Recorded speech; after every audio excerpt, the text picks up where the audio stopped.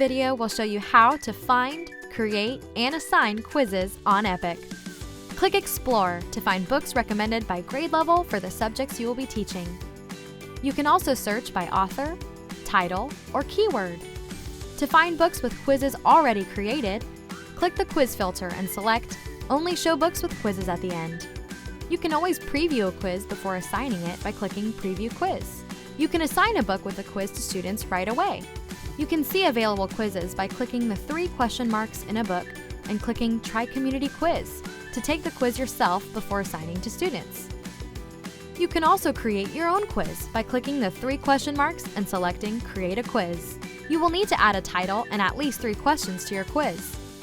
Click Publish and then Assign when you are ready to share your quiz with your students.